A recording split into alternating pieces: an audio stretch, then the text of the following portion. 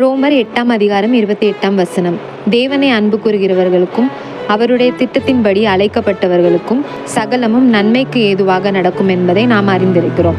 இந்த வசனத்தை நாம் சகலம் என்றால் உலக பிரகாரமான நன்மையை உண்டாக்கும் என்று புரிந்து கொள்கிறோம். இவ்வாறு நம்முடைய எண்ணங்களால் தேவனுடைய வார்த்தையின் உண்மையான அர்த்தத்தை மாற்றிவிடுகிறோம். ஆனால் ரோமர் 8 சூழலை பார்க்கும்போது பாவம் மனிதனை பலவீனப்படுத்துகிறது.